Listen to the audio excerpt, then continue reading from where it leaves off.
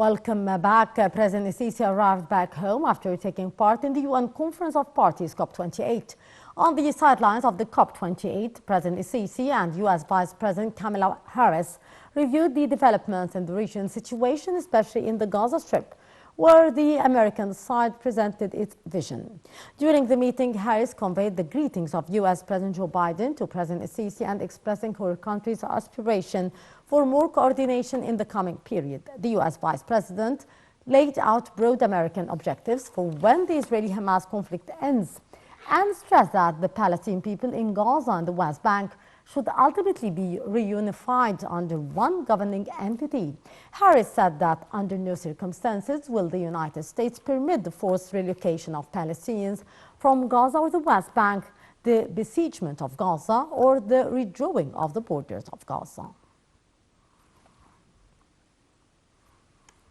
On the sidelines of COP28, Nile TV's correspondent Hani Farag held the following interview. So on this third day of the conference, we have the pleasure to have with us Mr. Habib Al-Rahman Mayar. He is a representative of G7 plus group of conflict-affected fragile countries, and now we are tackling a special theme about relief, recovery, and peace day. So what about to begin? About your participation, about your opinion in this edition. Thank you so much. As you know, today is the 3rd December. This is a day that has been dedicated to relief, recovery, and peace by the COP28 presidency. The overall objective of this day is to promote the cause of conflict-affected and fragile states that have contributed very less to the climate change. They have contributed nothing to the climate change, but they are bearing the brunt. They are feeling the brunt. They are bearing the biggest cost of climate change in terms of natural disasters, flood, droughts, and famine and poverty. So we are here to collectively provide a perspective of how disproportionately fragile and conflict-affected countries have been affected by the climate change. And we are also trying to promote the cause that these countries have been bearing the biggest cost of climate change, but they have not been assisted in a way that could help them build that resilience which is needed.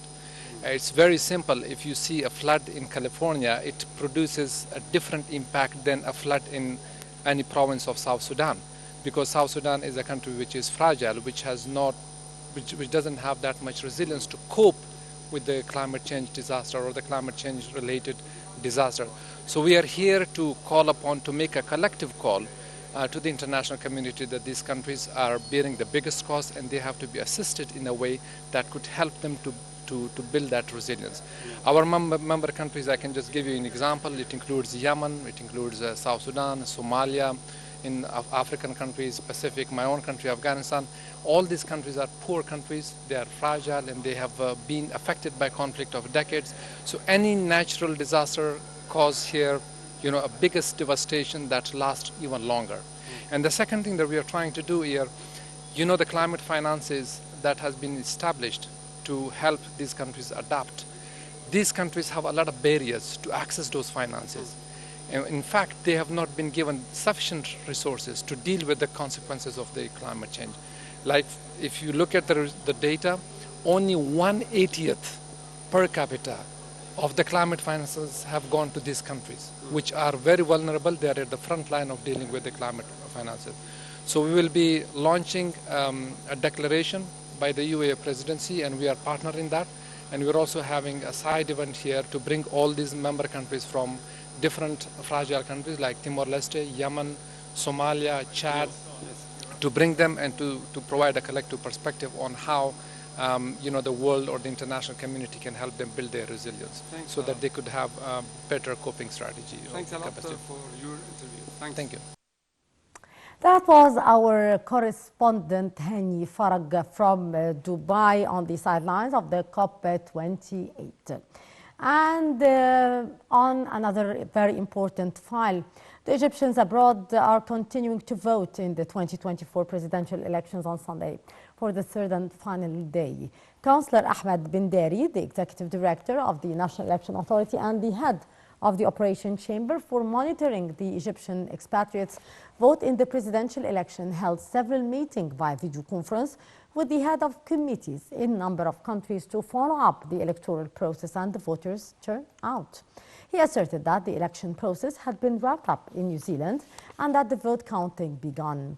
Eligible voters in 121 countries and 137 embassies and consulates are casting their ballots in the election's first round over 3 days before voters at home head to the polls from the 10th till the 12th of December.